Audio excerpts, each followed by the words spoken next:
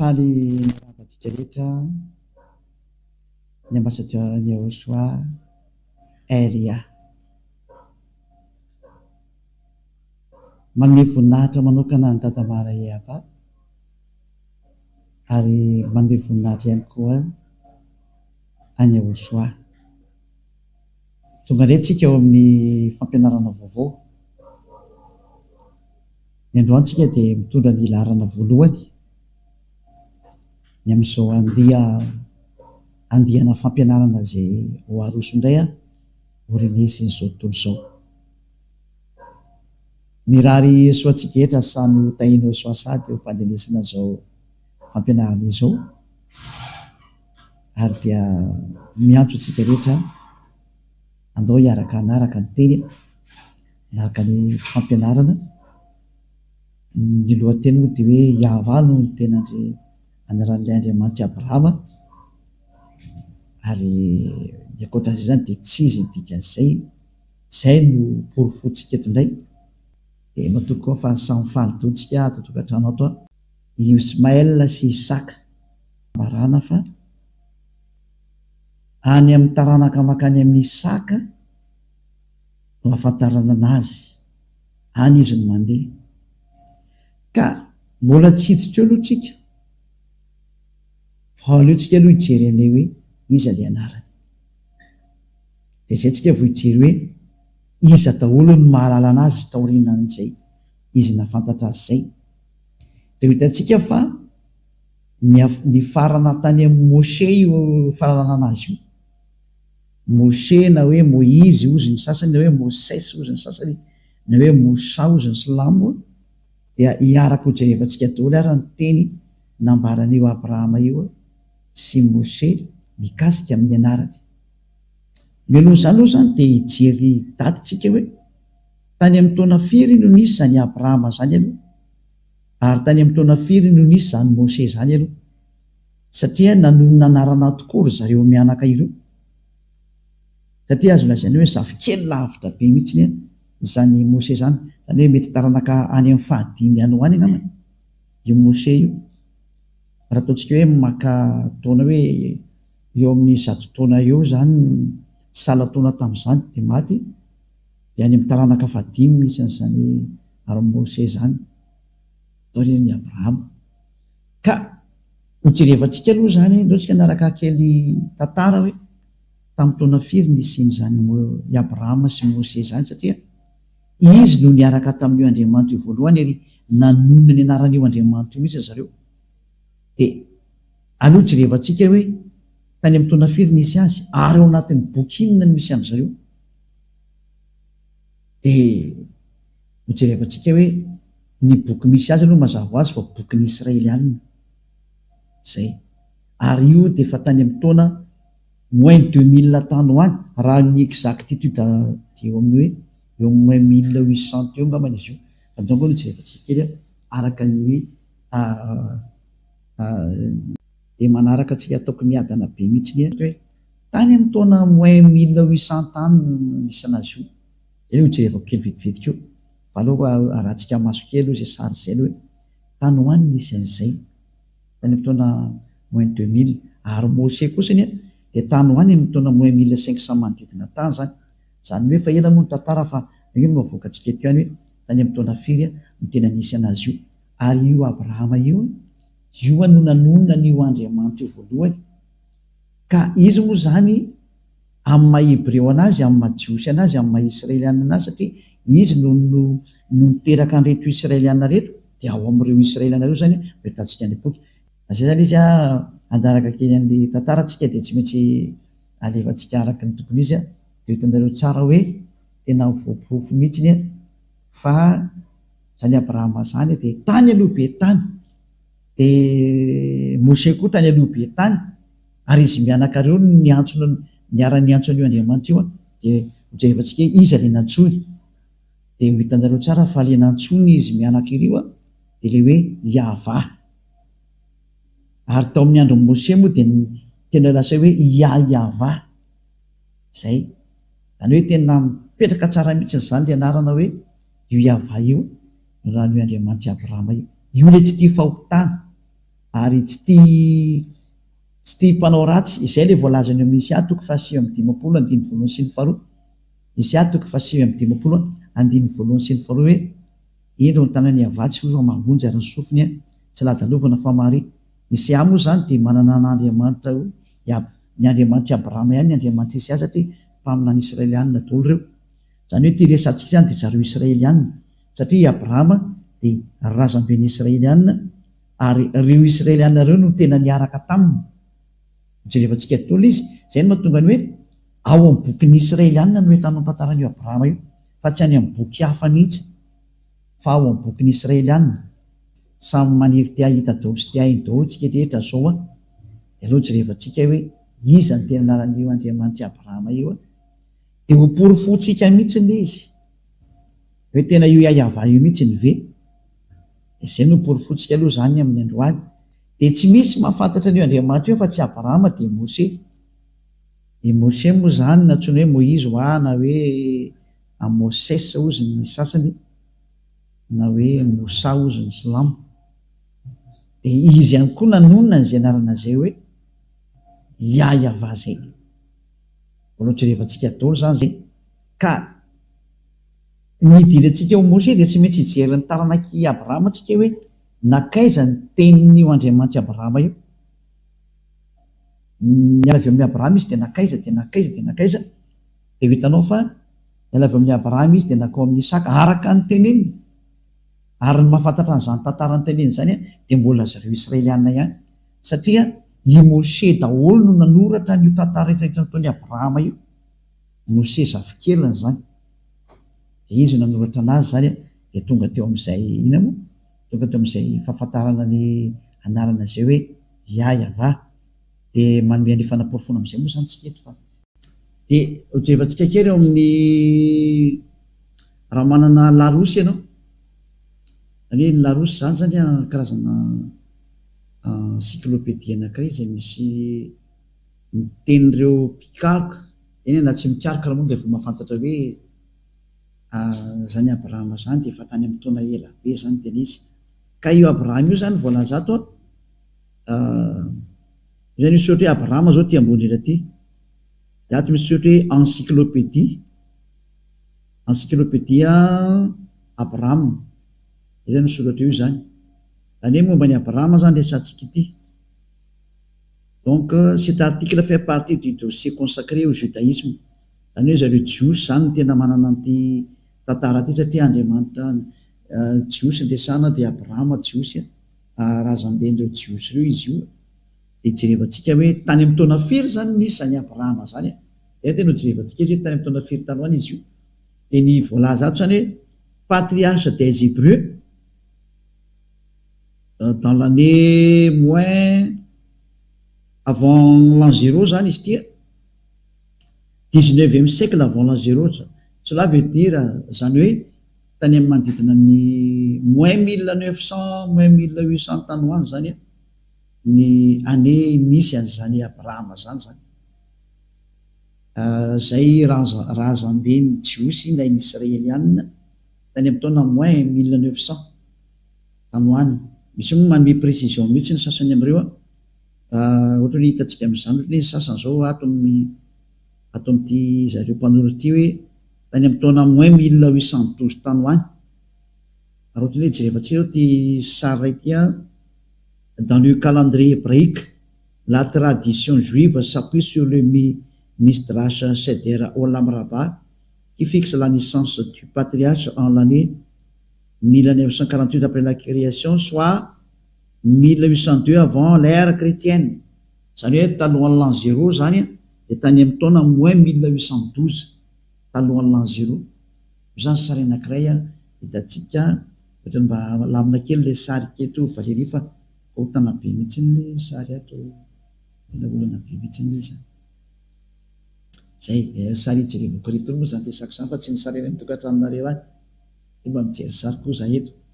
Dia eo zany ny filazana zany tao anatin'ilay encyclopédie Larousse teo dia samy laza fa tany amin'ny taona moins 1900 tany ho any daholo zany no nisiany zany Abrahama zany tany zany. Zany hoe tsy misy talohany dia inona zany ny fiantsoana io Andriamanitra, io Abrahama io ny Andriamanitra ny anarany ao amin'ny bokyny Jios, satria ny Jios no manana an'io boky io zay le hoe Sefer Torah des Juifs. Ka ny Sefer Torah zany dia ny boky ny soratany dadabe Mose, ary ao anatin'izay boky zay no misy ny tantarany Abrahama, satria izy no tany amin'ny taona moins 2000 tany ho any, zany hoe moins 2000 moins 1900 eo zany, dia aleo zany ny tantarana zany no jerevantsika any amin'ny boky ny Sefer Torah ny Jios, satria izy ny tranainy indrindra, ary tsy misy manana boky afa-tsy zareo Jios zany, boky tranainy zay le hoe Sefer Torah. Ny boky rehetra zao taty oriana daholo, raha ratsy zao ny boky ny Silamo dia tatika hatramin'ny taona plus 600 taty vao nisy ny boky ny Silamo. Zany hoe taty oriana elabe zany, mbola taty oriana nateran'ilay mpaminany farany Israelianina, satria ny mpaminany farany Israelianina dia ny prophète Yahoshua no anarany. Le dernier prophète des Israéliens s'appelle Yahoshua. Any hoe ny mpaminany farany Israelianina dia Yahoshua. Ary io ilay hoe tany amin'ny l'an 0 moa nametrahan'ny olona anazy. Io ilay novain'ny olona hoe Jesosy Kristy na hoe Jésus Christ, zay c'est un faux Dieu. Ce n'est pas un Dieu grec, ce n'est pas un Dieu des Israéliens. Tsy Andriamanitra ny Israeliana io fa Andriamanitra ny Grika ny foroporon'ny olona, fa tsy Andriamanitra ny Israely zany io. Zay izay. Ka taorinan'ny l'an 0 zany vao ny Islamo no nanoratra ny bokiny, ka noho izany zany taraiky be le izy. Tsy maintsy ny zavatra original tany aloha no jerevantsika ny marina, zay tany amin'ny taona moins 2000 hitantsika tao anatin'ny rehetra zay nahokaronao io dia amita foana hoe manodidina tany amin'ny taona moins 2000 moins 1900 eo foana na moins 1800 farafa zay manome daty aloha. Fa ny tenenina zany dia hoe izy no tena tranainy indrindra. Aza atao tsara mikaroka an'izany ndraiky ariko azy ianao, fa eto moa zany dia efa misy manome hoe tany amin'ny taona moins 1812 tany ho any na dia replay tena hoe mba ny tena nikaroka zany. Ka azo atao ny karoka an'io, fa tsika tsy dia karoka ny dietsika fa hoe io ny tranainy indrindra ny mahalala an'Andriamanitra zany. Tsisy afaka maly an'izany tsika. Ary ny manana ny boky tranainy indrindra ny tantaran'izany dia mbola dadabe Mose koa, na i Moïse na Mosa. I Abrahama moa zany io ny azo lazaina hoe dadabe mifandimby, dia nisy andry Mose taty aoriana. Mose moa na hoe Moïse na hoe Moses ozy ny anglisy, misy koa ny hoe Mosa ozy ny Silamo.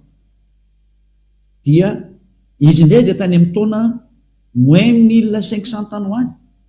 Mose zany. Rika antsika jeren'izay date de naissance Mose zay, antsika approximative indray izy aloha, dia jerevantsika eto indray aloha.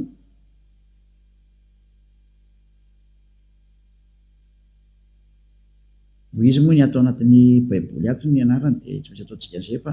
dia anarana hoe Mose anarana Jiosy zay. Eto indray tsika zao mahita hoe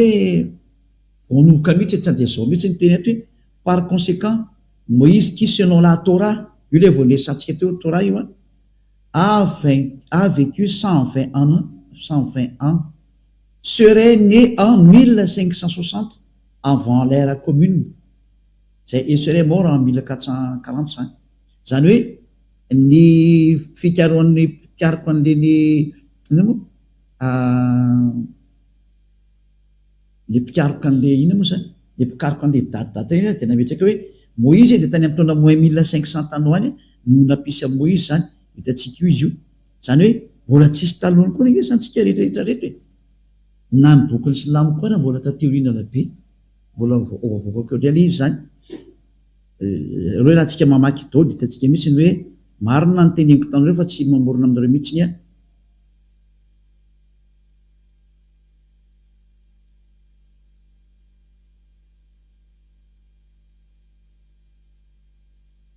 i dadabe Moïse indray zany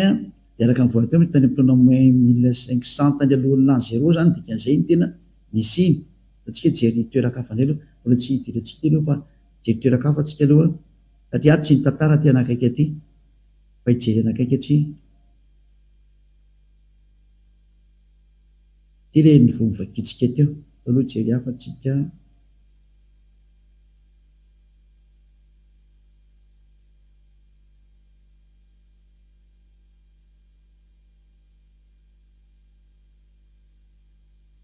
mbola tsy mahitatsika aloha fa nareo ikariko kely ihany le hoe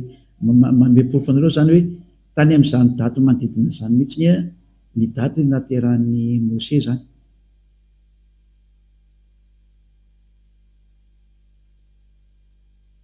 Ty zao misy anakaiky koa satria araka ny fikarohana natao aloha afaka mikaroka daoly nareo na nareo koa raha mba afaka mikaroka koa de ny mitindray zao ato na ny dididina tany amin'ny araka ny fijerevana moa zany tsy takonay mety teo izy ty portrait de Moïse non Moïse ben Amram de la tribu de Lévi zany hoe taranaka ny Levi izy zany naissance tany amin'ny taona moins 1280 tany ho any any hoe fanakaiky tany moins 1250 moa zany zany hoe Mose zany sy Abrahama de samy tany aloha be tany daholo tany moins 1900 ny dadabe eny de ny zanany ndray taty amin'ny taona moins 1500 normal zany satria taorina zany moa de nisy le hoe fitondrana zanak'Israely ho andivy tany Egypta mandrivy teo amin'ny 700 taona teo ka raha ny 1900 anatsorana ny na 1700 teo zany na 1800 anatsorana ny 500 de manome ny 1200 eo zany raha tany 1800 na 1700 manodidina any anatsorana 500 ny elanelana de 700 na 500 taona manodidina akoatrany ererana fotoana ohatrany hoe ny date de naissance tena réel de misy erreur kely misy marge de erreur kely fa le tranainy ny tena resantsika hoe lay tena hoe efa tranainy be de mazava fa reo ny ela indrindra ka tsisy manana daty marina anarana marina afa-tsy reo efa tranainy reo ary eo anatin'ny Torahany Jiosy mihitsy no misy an'izay zavatra zay ary ny bokyny Jiosy no atao hoe Sefer Torah reo ny boky tranainy indrindra zany hoe tsy misy manana boky tranainy indrindra mikasika an'io tantaran'ny Abrahama io afa-tsy ny boky nosoratan'ny Abrahama sy ny boky nosoratan'ny Mose zava ny anjareo moa zany rova nitsofina de fa Mose ny tena nanoratra ny rehetra am'izay de hitantsika am'izay fa reo ny tranainy indrindra raha ijeandrayntsika ny bokyny Slamo zany na musulmane de hitantsika fa taty amin'ny taona plus 600 vao nisy zay boky zay zany hoe efa taty oriny ela be zany no zany zany tsika zany tsy maintsy mijery ny famarinana tsika satria famonjena de hoe mamonjy olona tsika aiza ny fomba hamonjena olona de miteniny marina dikan'izay tsika jery sady tsy mamorona mihitsy ny fa boky foana no resatsika hoe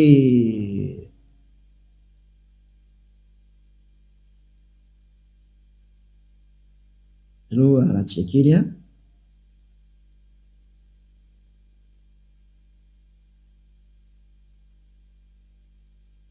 eto zany amokany hoe tamin'ny taona fendray nivoan'ny bokyny Slamo any jerevantsika eto zany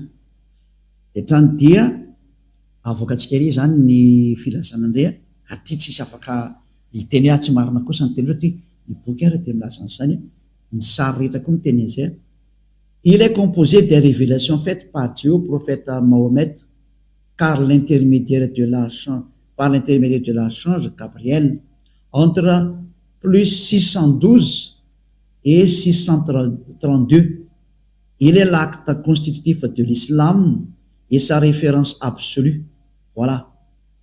Zany eto zany tsika dia mahita mihitsy hoe ny bokyny Slamo kosa zany zay noentin'ny prophète Mahomet ozy ny ao amin'ny fivavahana Slamo de manodidina tany amin'ny entre 612 et 632 tany ho any zany ny taona nanamboarana azy zany zay aty za teny hoe année de création du Coran zany nataoko titre ria de afaka manoratra an'izay daholo nareo dia io ny dady avoaka n'izany zay. Dia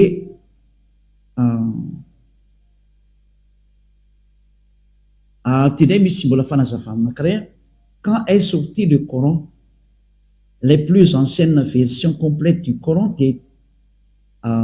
dateraient du 9e siècle, 9e siècle,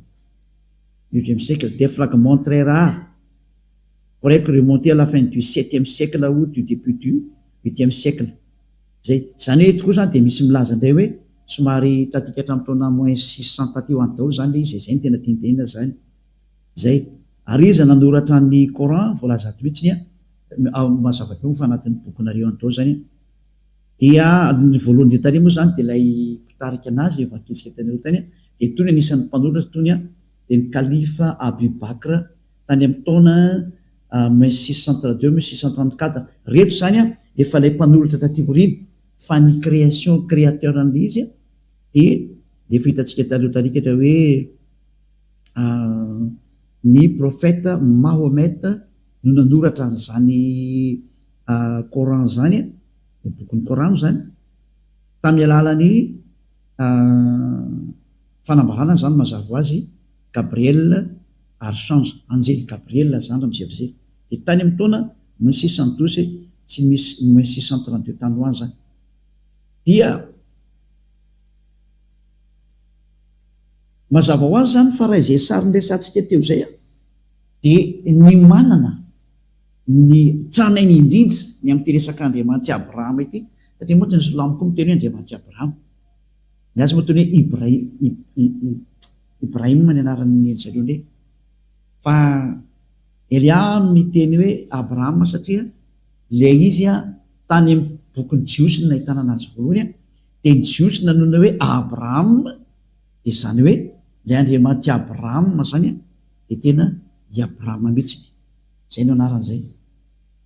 Ary satria moa samy miaraka milaza fa samy miteraka ny Ismaël sy Moïse ireo na i Mose izy Isaka samy miaraka niteraka ireo dia mitovy ihany zany le izy ny dikan'izay sary io, satria i Abrahama dia niteraka ny Isaka sy Ismaël tokoa. Dia izay mitokontsika hoe miverintsika ny amin'ilay anarana original dia ilay niteneniny Mose ary teneniny Abrahama dia ny Andriamanitra Abrahama sy Mose zany iza eto jerefantsika amin'izay ary ny Sefer Torah.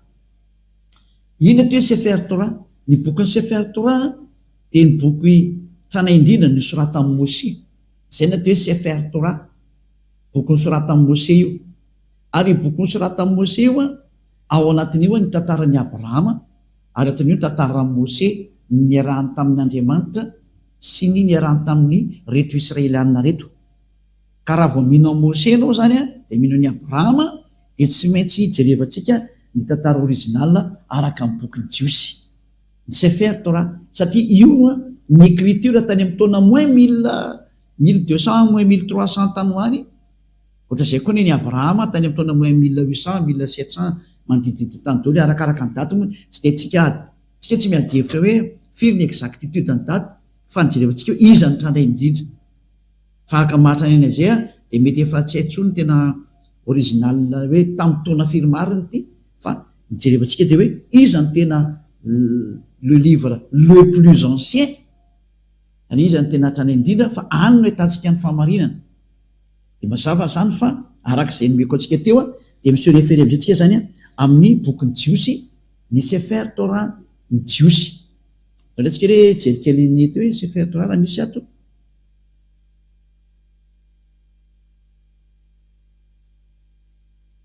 Zany hoe manometsika ana foana zany hoe izao ny fomba fijery ny fahamarinana,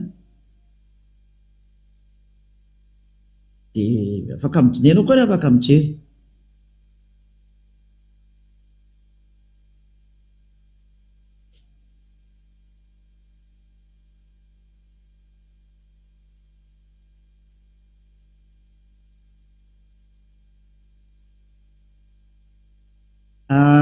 Ty ny Wikipédia ny Sefer Torah ty efa tsika ampidirina. Le Sefer Torah en hébreu, livre de Torah, ou plus exactement rouleau de Torah en pluriel, Sifrei Torah, est une copie manuscrite de la Torah ou Pentateuch, le livre le plus saint et révéré du judaïsme. Io zany dia milaza mihitsy hoe ny Sefer Torah dia ny boky ny Jiosy ilay tena tany aloha tranainy indrindra zany. Zay ny tena tenena amin'izay sary zay zany araka ny voalaza ato zany. Dia ao anatin'eo zany moa ny teny nambaran'ny Moshe, livre de Moshe na atao hoe Pentateuch zany. Production d'un Sefer Torah eo ambany indray. Selon la loi juive, un Sefer Torah ou Sifrei Torah est une copie du texte hébreu des 5 livres de Moïse. C'est le Pentateuch. Pentateuch zany. Zay. Ka eto zany ilay atao Sefer Torah zany dia ilay boky 5 soratan'i Moshe zay hoe Pentateuch zany. Zavasaraka amin'izay ho antsika rehetra. Zany hoe ny Sefer Torah zany misy ny original ny boky ny soratan'i Moshe. Ilay tany amin'ny taona moins 1200 na moins 1300 tany alohan'ny l'an 0. Io zany tany indrindra. Mazava ho azy zany fa raha ijery ny anarany Andriamanitra Abrahama zany tsika dia ijery ny anarany araka ny boky ny Sefer Torah ny Jiosy io. Ary tsika manana to. Eliam manana. Mandao jerevantsika to hoe nanonona an'io anarany tokoa ve Abrahama ny anaran'io Andriamanitra io.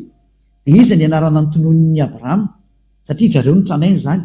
Zany hoe zay tateoriana zany mazava ho azy fa tsy azo considérena. Ny antony raha mahita ny original avy ianao tsy alefa makany ny original automatique nge zany. Ka rehefa ho any amin'ny original tsika ny anaran'ny Andriamanitra marina original dia aloha zay notonon'ny Abrahama sy Moshe no jerevantsika. Iza ny tonono zareo araka ny Sefer Torah ny Jiosy satria mazava be hoe livre en Torah dia soratan'i Moshe vitantsika io le Pentateuch zany io livre de Moshe io livre de Moïse ny atao hoe Pentateuch zany io misy an'io entre parenthèse mangamanga io livre de Moïse na Pentateuch zany. Zany hoe ny Pentateuch zany soratra Moïse zany hoe ny boky 5 Genesis, Exodus, Numérie, Leviticus ary Deutéronomie. Zay moa zany livre soratan'i Moshe zany fa misy ny tantaran'ny Abrahama kosa misy ny tenin'ny Abrahama teo amin'ny bokin'ny Genesis. Ndao tsika ary hijery ny tenin'ny Abrahama raha ny antsoin'io Andriamanitra io izy dia iza le nantsoiny araka ny bokin'ny Jiosy satria dia mahay an'izany daholo ny rehetrarehetrany e. Amariko fa zany tsy misy fanaratsiana an'iza mihitsy zany tandremo fa zany Elia zany dia mpamonjy olona ary mpanavitra olona dia misintona ny olo hoe andao hitodika any amin'ilay tena Andriamanitra marina mamonjy manala ny fahotana ary tsy tia fahotana satria ny objectif an'io Andriamanitra Abrahama io dia manala olona fahotana ary mametraka olona rendre quelqu'un parfait. Zany hoe atao zay atonga olona anankiray ho parfait ary tia Andriamanitra Abrahama toy communauté zay anarana hoe Yahava ho jerevantsika dia lasa parfait ny olona miaraka aminy ary tia olona miresaka aminareo ty ny parfait voalohany eto ambonin'ny tany Elia. Raha tsy avy zay antsonareo hoe ndao hiaraka amin'ny Andriamanitra Abrahama zay tena maro io fa zay miaraka aminy hoe tena lasa parfait rehefa avy eo hoe ndao hiaraka aminazy zany. Zay ny anton'izao famonjena zao satria io Andriamanitra io dia parfait. Raha tsy avy izy miteny hoe za tsy hiaraka amin'ny mpanota tsy mila olona non parfait izy zany, tsy mila olona tsy tanteraka izy zany fa ny ilainy dia olona tsy manota intsony. Ary zao Elia mampianatra noho ny fampianarana zao dia mitarika sy mitonanao ho lasa ho tsy mpanota intsony satria efa be dehibe ny tsy mpanota eto ambony tany zay miaraka amin'ny Elia ary ianao anisan'ny antsony satria io Andriamanitra ny Abrahama io lazaiko anao tsy tia mpanota zany io, tsy tia mpanota io. Zay no natonga ny mpamina ny Esaia amin'ny teny hoe tsy mihaino mpanota zany io Andriamanitra io ary tsy mihain'ny olona tsy tanteraka. Ho resantsika daholo moa zany fa aleo dia tsy kelikely aloha dia ho porofoko aminareo amin'izay olombela rehetrarehetra fa mpanota daholo no rehetrarehetra reo. Na misy miteny ary any hoe zay tsy mpanota dia mbola mpandainga koa ianao fa mpanota daholo nareo fa ny ateo tsy mpanota dia miantsona io Andriamanitra Abrahama hoe Yahva io. Dao jereva antsika raha ny tenin'ny Mose mikasika ny dadabe Abrahama zany vaketsika aloha amin'ny teny gasy. Lasa le teny gasy teo aloha merina kely ikaroka an'izy teo.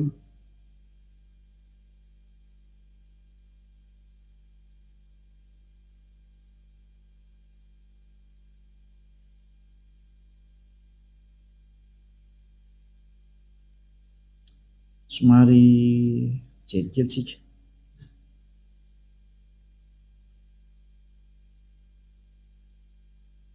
Genesis zao 18 ataoko amin'ny teny gasy dia avy eo vadiko amin'ny teny hébreu. Genesis 18 zao vakitsika voalohany. Genesis 18 ary nifindra ela teo izy ankany amin'ny tendrombohitra atsinanan'ny Betela ka nanorona ny lainy teo anelanelan'ny Betela tao andrefany Siay tao atsinanana, dia nanorona na altara teo koa ho an'ny Yahva izy ka niantso ny anarany Yahva. Tsy izy io fa i Abrahama io resahany teo niantso ny anarany Yahva i Abrahama zany. Ray zay. Genesis 13:4. Genesis 13:4 dia tao amin'ny tany izay nisy ilay altara nataony tamin'ny voalohany izy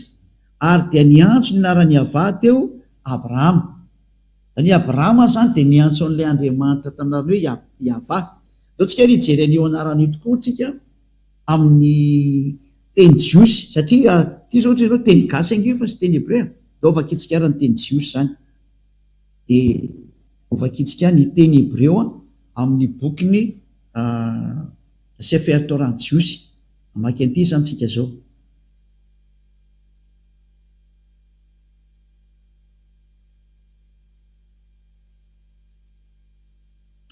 Vakitsika le Genesis teo Genesis 13:4. 13:4 angamba izy teo. 13:4. Ty zao anakaiky fotsiny dia efa ampy antsika zany ty zao. Eto tsika le hitan'ny anarana hoe Yahva. Voilà. Eto zany ny teny hébreu le rangitra koa dia hito le Yahva zao hito. Izy aleo alaiko sary dia hitanareo. Alaiko sary le izy. Opiako sary kely dia avy teo dia transferiko aminareo amin'ny eto ihany fa tsy mandeha lavitra koa fa eto ihany. Hitanareo amin'izay le izy. Ty zao lay inona moa? Lay Yahva zao ty. Io. Nefa ataontsika menamena. Io. Ty zao le Yahva ty io zao lay anaran'ny Andriamanitra ny Abrahama io Yod Ea Evava Ehe. Io zany le anarana io. Zao ataontsika maitsomaitso eto ambany eto. Ohatrany tsy dia tsara. Da matsatsotsatra le tsoratra fa tsy manino. Io zany lay anaran'ny Andriamanitra Abrahama dia hito ny famakinana azy eto zao. Aloha alefantsika amin'izay ty ampidirina. Eo tafiditra dia vakitsika amin'izay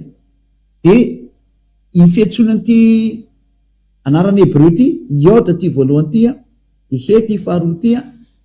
dia Vava ty manarakaraka ty dia He. Dia ny fiantsonan'io Yahva. Zay ny fiantsonan'izy io. Zay ny anaran'izy io zany rehefa vakina. Hoe somary azavaiko amintsika kely amin'ny teny anankiray. Eo tsika aloha jery tsara angamba leo tsika tsy andeha mijery ny tenin'ny dadabe Mose satria i Mose no efa namaky an'io anaran'io voalohany dia aleo alaitsika avy hatrany ny fomba namakiny anazy zany. Andeha hazakazaka makany amin'ny Mose satria i Abrahama ny antso an'io anarana io Yahva io dia dao jerevantsika koa neny Mose zany. Iverenantsika le ato io. Io le Yahva teneniko anareo zany ty. Saingy ato moa zany le traduction le anarana misy miady hevitra be amin'ity anarana ty hoe ina marina tena famaky an'ity satria lay Yahva eto zany averiko alaina sary kely nde mandeha. Dia hojerevantsika fomba famaky anazy dia izay mamaky an'le nanomboka anazy nefa ny afaka mifahotana. Zay ny zavatra misy zay. Dia ity Yahva ty ty Yod Hevy ty hito famakina anazy hito. Zao. Io famakina anazy. Dia ny famakinan'io ho ampianariko atsika eo rehefa aveo a iod ia de ahasa de vea de ahasa dosony ahoana ny fomba anaovanao zany ka itinga io vakika io e fa azavaiko anareo fanoratana anazy zany hoe ny jiosy mantsy mamaky teny avy any amin'ny droite makany amin'ny gauche de ny famakinana io a iava zay ho ampianariko anareo mihitsy avy eo aloha jerevantsika fotsiny ho le sara zany hoe ty zany rehefa tena vakina am'izay ny fomba famakitsika normal de hoe ya va dosany hoe nitako ato kosa ny ohatrany hoe w de ato amin'ty aneranty tsy misy ato zany io tenenikio aiza ny ato ary ahoany ty fantena mipetraka dolo eo anakireo ahoany reo teny reo satria raha amin'io teny ava io a de tsy hitaho io zavatra io de osiko mantsana hoe andao fa jerevantsika dolo ny dikany ary aloha ampidiritsika de mandeha zany iny a de tafiditsany iny aloha de ndao atsika rijery nidikan'ireny ndao tsika aloha iverina makany amin'ny mose indray de zay tsika vo iverina etotika makato amin'ty teny dadabe abrahama ty ho any mose tsika aloha de rehefa hitatsika ny tenin'ny mose a de voavakitsika am'izay io ahoana famakina n'lay narana iava teo zany a dao vakitsika indray ny bokyny mose zany aizany misy anazy ndray a ary ikatra ny bokyny exodos nidikan'le genesis aloha amin'ny teny hebreo a dia bereshit ny anarany genesis amin'ny teny hebreo de ndao tsika ary jery am'izay le genesis a fino misy teo bokyny mose ao amin'ny exode bokyny exode moa de shemot amin'ny teny hebreo io izy io a shemot amin'ny teny hebreo de ty shemot ty zany amin'ny teny hebreo a exodus amin'ny teny hafa firenena amin'ny anglais exode amin'ny teny frantsay de vakitsika indray ny exodos 15 teo fa ato i mose no nanona ny anarany andriamanitra ny zany exodos 15:2 de hitatsika le forme le iode sie teo a fa sady mampianatra anareo a zany eto a ny fomba famakina le teny hebreo no mamantatra hoe iza marina ny tena anaran'lay andriamanitra abrahama ny fiatsonina n'lay anarana de alefako am'izay tsikelik alefako en général aloha de idirako tsikelikely am'izay de aza mataotra fa hainao am'izay mamaky an'io rehefa avy eo tily izy a le zany le teny azy vizimrat ya ty moa zany ny transliteration amin'izy azy vizimrat ya ka ity ya ty zany a no jerevantsika hoe iza ny tondrony ty ya ty fa ty ya ty zany ny anarany andriamanitra abrahama satria io nomeny voninahitra zany ty ny netsony ty ya ty a ty le nantsony abrahama zany ty tandemeko atsika eto le netsony zany a ty le nantsony a de inona famaky an'ity ty le forme hitatsika teo zao tsika trasy kely izy a fa ty tsika manomboka mamaky teny a de mahazava-be aminareo am'izay izy rehefa avy eo ty le anaran'le andriamanitra abrahama zany io iode sie de inona famakiny an'io de ny famakiny an'io a ao tsika aloha lefa tsika any a inona famaky an'io a ao lefa tsika any satria averitsika otanzominy io rehefa avy eo a de averitsika le mandeha inona famaky an'ity a de mamaly an'izay indray a ny famaky an'ty teny ty a de itikatra ty ny famaky anazy ty ya ty io donc ekle alaiko sary indray aloha hoe de averiko aminareo alefako tsikelikely a de am'izay nareo maraka tsara ity ny famaky anazy a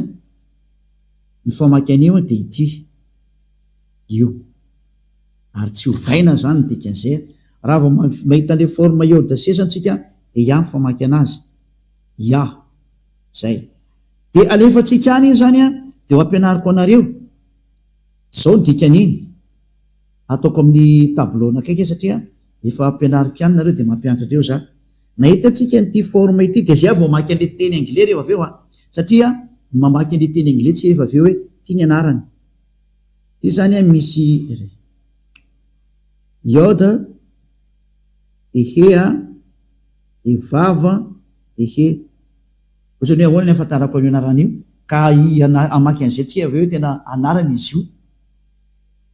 de nahita nefa antsika ity forme ty forme ty hitatsika teo ty forme ty ty hitantsika ty forme ty, fa ity forme ty dia vakiana hoe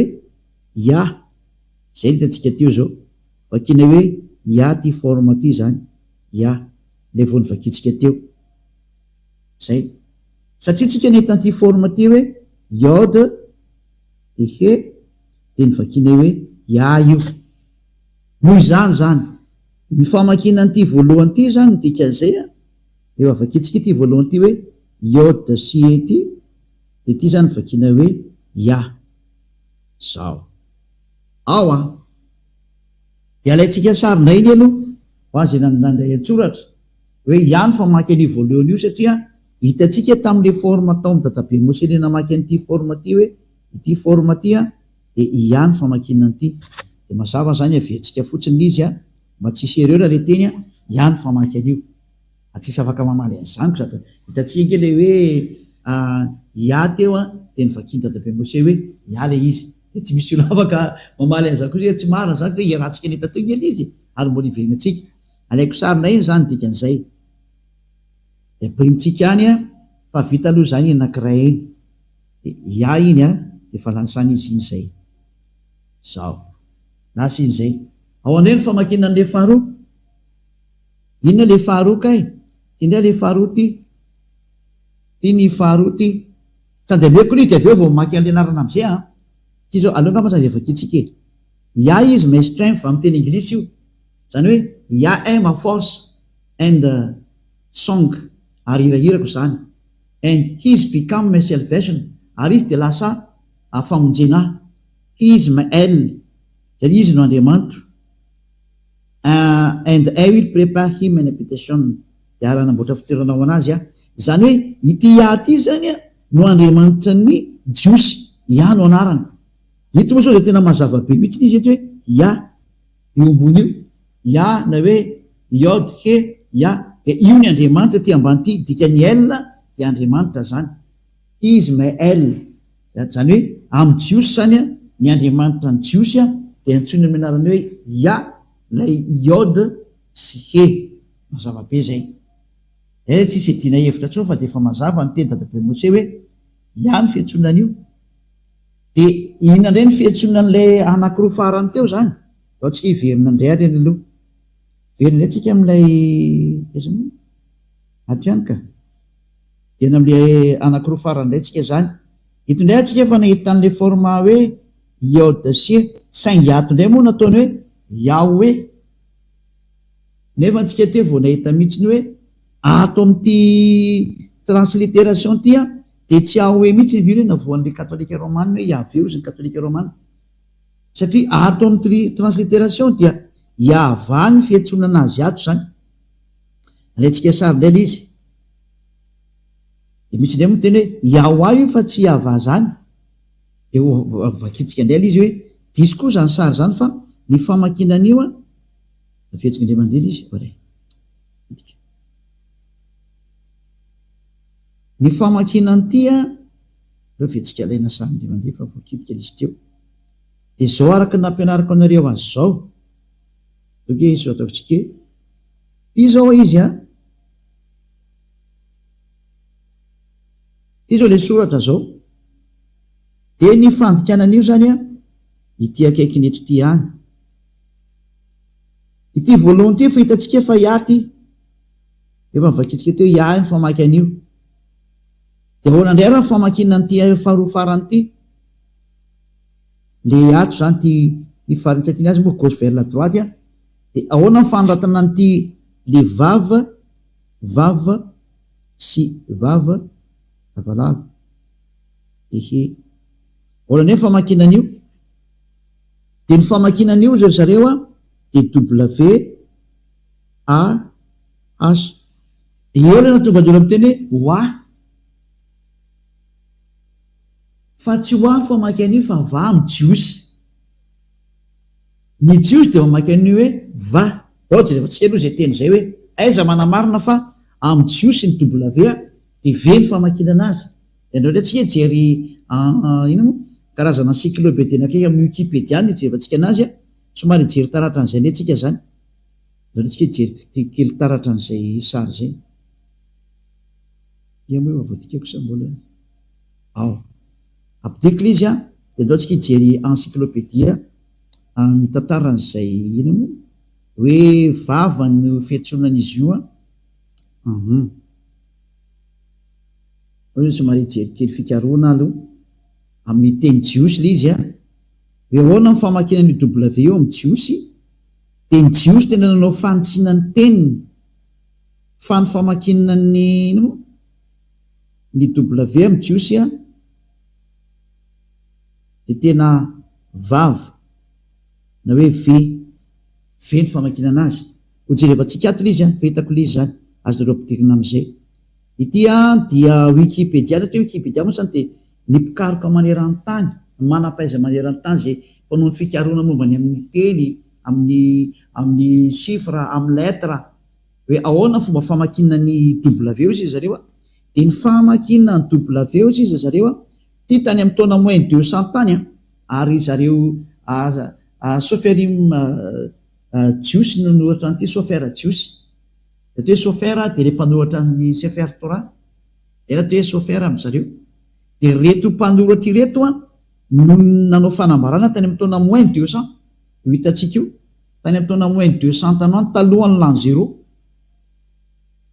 zay reto hoe BCE io zany talohan'ny le BCE zany l'an 0 considéran'io a de talohan'ny l'an 0 zany ny daty a moins 200 de namoaka fanambarana ny jiosy maneran-tany tany amin'ny taona moins 200 tany fa ny famakina ny lettre w am'zareo a de tsy w hoe o fa ve ny famakinan'io any am'zareo any ary tsisy afaka iady amiko izy ny tompony teny de tsy anao hafa firenena kory ny andeha maly an'zareo fa adalàna zany aty izy koa manana ny cultureny ary manana ny civilisation zay hitatsika eto zany lay vava ty zao lettre vava teo nresatsika teo hoe vava ny anara izy io amin'ny teny hébreu a de mampiandra le teny hébreu de mamay mamaky teny hébreu tsika tany de mahafantatra hoe marina ny teniny Elia ambassadeur-ny Oswa fa tena ve ny fiantsonan'io io zany le vava lettre hébreu izy io atao ambonitsika mahita hoe aketsika Israel description of that followers pronunciation of moderne standard Israel hébreu zany hoe ty zany ny fanitsina ny teny hébreu zay nydison'ny olona de nahitsiny zareo zany hoe filazana description zany filazana ny fitenenana mikasika ny prononciation araka ny fanitsina moderne standard ny teny hébreu zay prononciation zany izy ty io mazava-be so hoe prononciation io raha tsy mety eningitsy anao de fanazaveko tana hoe ny fanononana ny teny hébreu a araka ny fanononany hébreu anazy standard mihitsy moa ny filazana azy a Israel hébreu io lettre hébreu zany izy ty Israeli hébreu any hoe teny hébreu zany izy ty a de nanao fanambarana ny hébreu zany fa tsisy afaka iady aminazy fa izy manana ny tenino ay ohatry anao zao malagasy manana fomba fitenino eno ka rehefa zareo azy idiranao ny fiteniny mahafantatra ny tokony ataony amin'ny teniny izy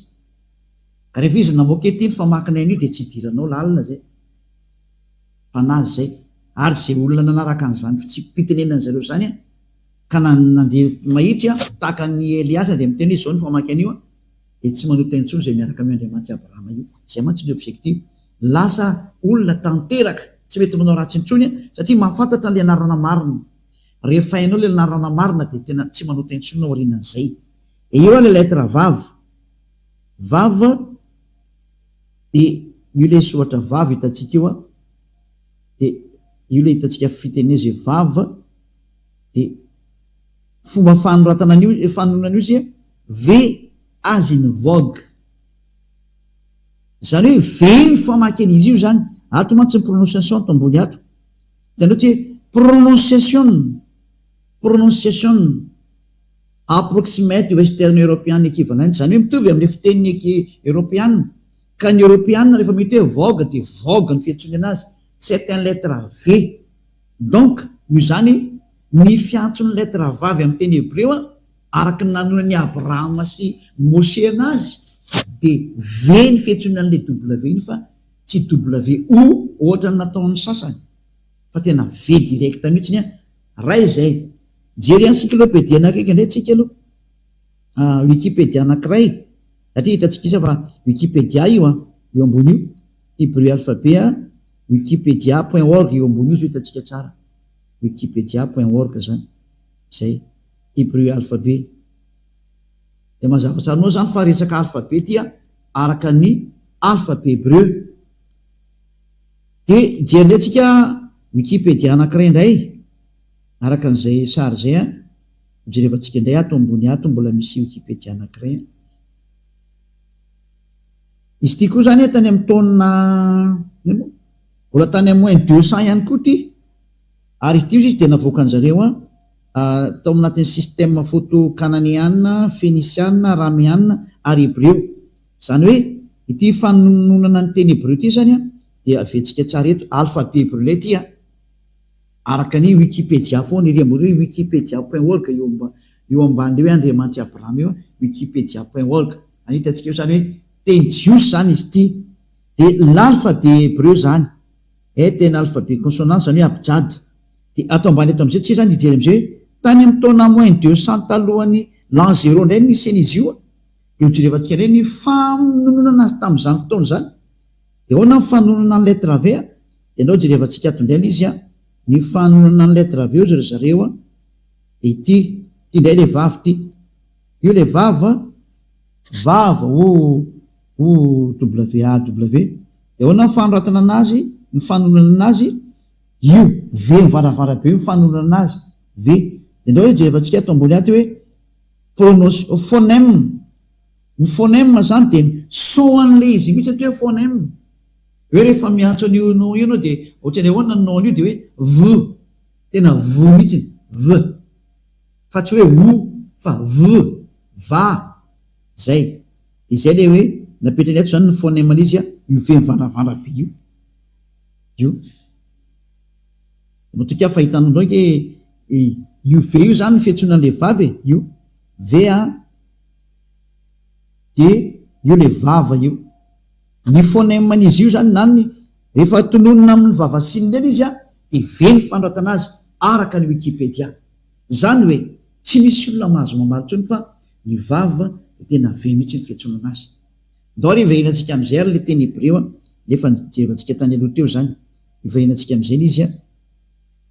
satria efa nalaitsika sary le izy de milony akatsika sary anazy de leo zany anoratra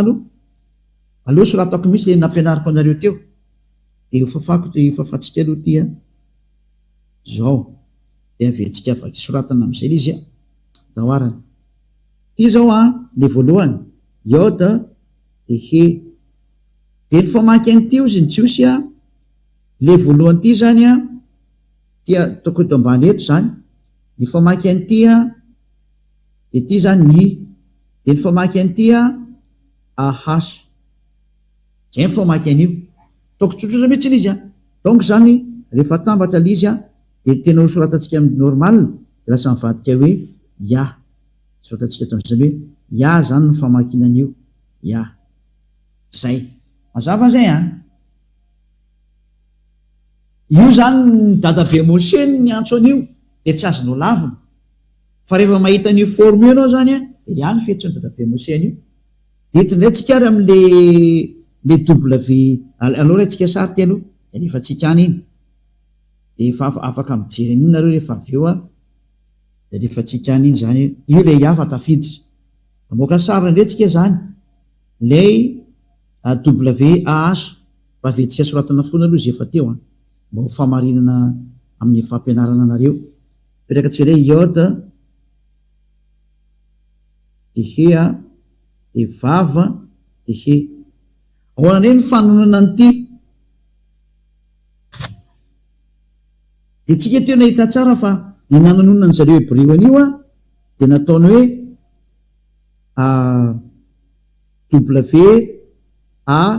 WAH zay ny voasoratra atao anatin'ny transliteration de ny hébreu nametraka mihitsy ny fanonana an'ity v ty vo hitatsika teo mihitsy ataotsika maintsomaintso tsara mihitsy iteo izy ny famakina an'ity dia v noho zany zany rehefa mamaky an'ity zany tsika de lasa hoe v de a de h Zany hoe ny famaky an'ity zany dia va totsika normal am'zay satria tsika mamaky de gauche vers la droite normal de va zany dikan'izay va. Atambatsika am'izay arany satria ny famaky an'ity ozy ny hébreu va de apitsika an'ity am'izay apitsika an'ity am'izay eo anolonany ity nefa ny famakina an'ity ozy zareo hébreu de atao hoe ya grec ah ya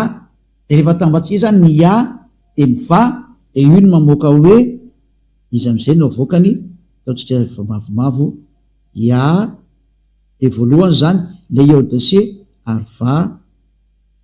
VAH io le yava antonon'ny dadabe Mosea yava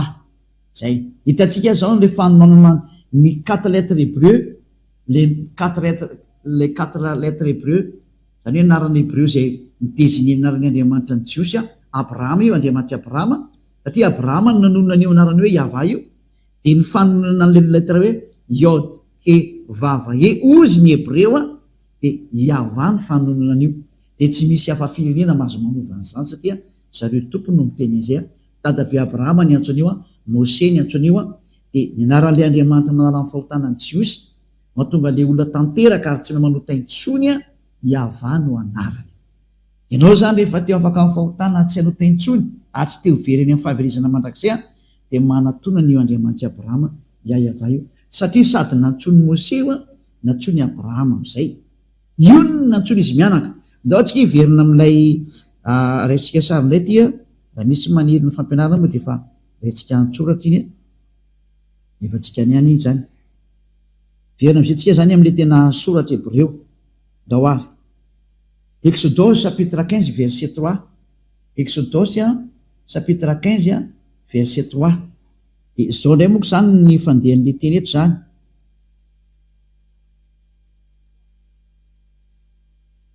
ny famakina ty teny hébreu ty zany io zao le teny hébreu ty zao le terme hoe yava de jerevantsika inona mivakin'io teny io yava ish milshama yava shmo de jerevantsika ny dikan'io ato ty moa zany fandikana teny diso nataon'ny katolika romana nataony hoe Yahweh ny anarany nefa tsy existe zay terme zay zay natonga ny hoe efa nesorony zareo anatin'ny baiboly zany terme Yahweh zany satria tsy existe ao zany de zao ny teny ato hoe yava izy manona voa adiako amin'ny teny France malagasy de hoe yava dia lehilahy ho amin'ny miady mpiady izy zany dikan'izany yava izy his name yava ny anarany to moa zany hoe dika teny diso to ny avy satria tsy izy ireo dika teny katolika romana reny de tsy raisitsika fa satria nadika avy amin'ny teny katolika romana mandika teny io fa ny original le ty ny original teny yava is milkama yava shmo original fa transcription mbola tsy complet de zay natonga anazy ny complété ke zao ny tena fiantsonan'io ary zao ny tena anaran'io amin'ny Jiosy de dikany shmo anarana zay ny mahatonga anazy hoe yava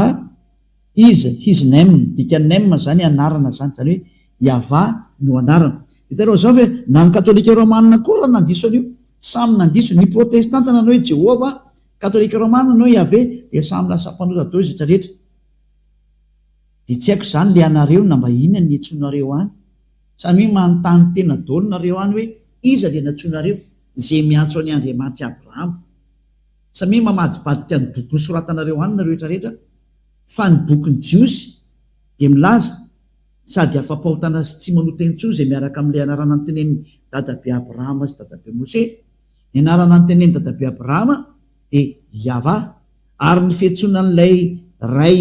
anaran'le ray amin'ny voalohany hoe yodc de hoe ya de zay no mahatonga ny anaran'ny io Andriamanitra Abrahama io hoe yava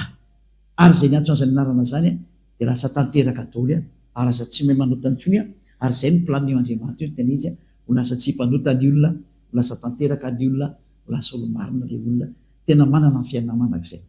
anjaranao zay maheno anary aloha zany zao mieritreritra mbola hanompo Andriamanitra tsy izy venao mbola anaraka Andriamanitra diso anarana venao zay na tonga nanome an'le daty teo ena tonga nanome an'le daty teo hoe jereva amizay le anareo izy natsonareo any nanome daty aho zao hoan'ny sefer torany jiosy momba ny abrahama momba ny mose de nanome daty koa de samy mandray resona am'zay satria samy nandiso dolo ingeny nareo olombelona rehetra e nanome daty koa ny bokin'ny silamo hoe tany amin'ny taona plus 6 iny vo navoakany zareo de iza zany no naranao raisitsika zany raha tena hivavaka mariny ianao de valo raha tena hivavaka ianao andana miverina ny original de ho afaka mifahotany ianao tsy anota intsony ianao ho lasa parfait ianao ary araka amio Andriamanitra Abrahama io ianao zay zany lesona atsika androany namantatra hoe iza le anaran'ny Andriamanitra Abrahama tena marina fa ny ankoatran'io de tsy izy daholo de mazava azy ny anaran'ny Andriamanitra Abrahama tena marina dia Yahweh ary nantsony Isaia io any amin'ny Isaia toko fa misy 24 ngaminy izy Isaia 26 mosa 24 tsy tadidiko tsara izy Isaia hoe natsony Isaia mpaminany mihitsy izy io zay vako rahato le izy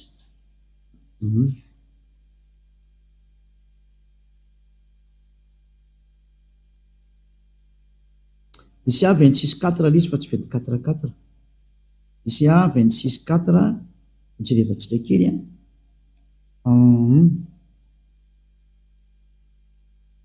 bokin'ny Isaia toko fa 9:20 de voateny ato mihitsiny araka ny transliteration sy ny phonème zany mazava azy miaraka amreo Isaia 26:4 ao amin'ny bokin'ny sefer torany jiosy ty vaketsika ty io izy io zany le rangotra koa ny jiosy io io lay soratra jiosy io fa tsika tsy andany ihany rehefa misy dikateny to akaiky toa de aleontsika mandika an'le dikateny abitso va iava adeyad kibia iava io izy io fa mitambatra tsara io iava tena mazava be mihitsy io tena ny anarany dada iava zany de hoe iava ary tena miaraka tsara izy io rahantsika mahita be nyvandravanao ge araisiko soratra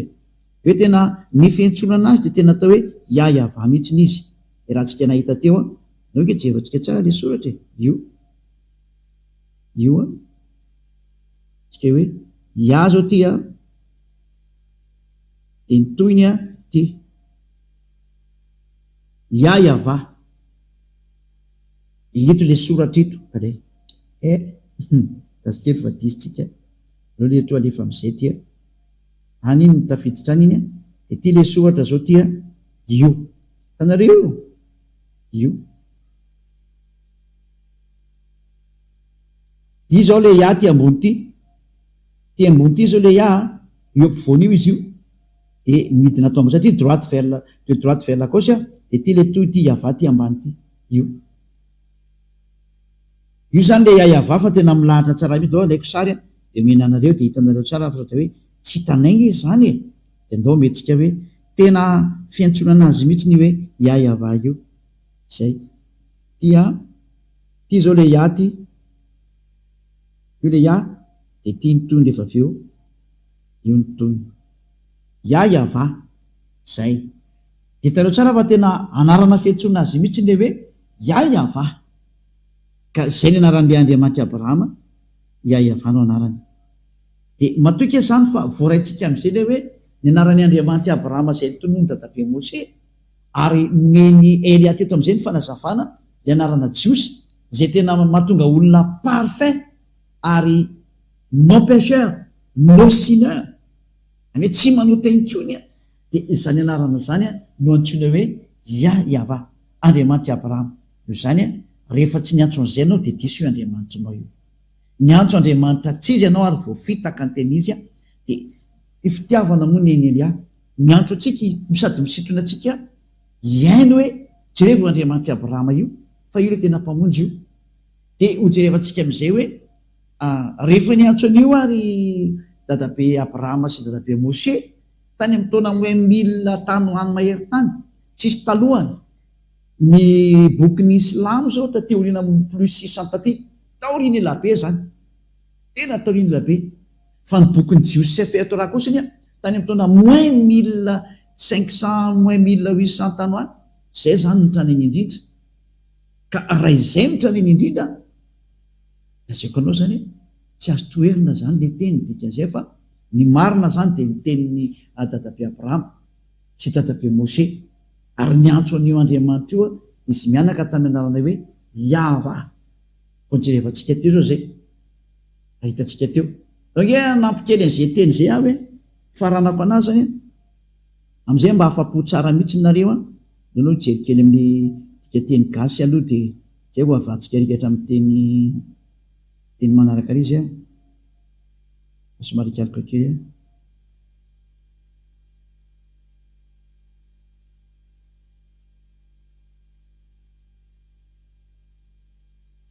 atao amin'ny aiza moa zany Genesis 21-23 oke tsika jeren'izay Genesis 21-23 zay Genesis 21-23 na hoe Bereshit moa zany filaza azy atao amin'ny Genesis 21-23 mbola toin'le teny teo apiko zany le izy Genesis 21-23 de hitatsika ato fa tena niantsonarany Andriamanitra mihitsy izy amin'ny anarana hoe Yahva.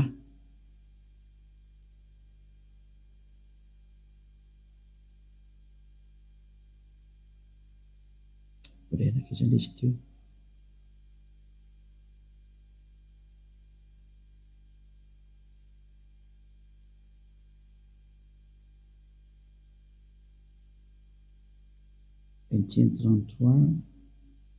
nijerevantsika fa tsy 23 nijerevantsika kely azafady indrindra ho an'izay manaraka fa 33 le izy fa tsy 23 33 ngaman'izay 33 iaty izy ty indray le rangotra koa ty de io anaran'ilay Andriamanitra Abrahama zao io mipetaka io ampovoany io le iode he vava he io le alphabet hébreu Yahva zany anaran'izy io. Hitantsika tsara hoe ao amin'ny Genesis 21-33 de mbola miteny mihitsy hoe Bereshit Vahita Eshel Biver Shava Vaikrasham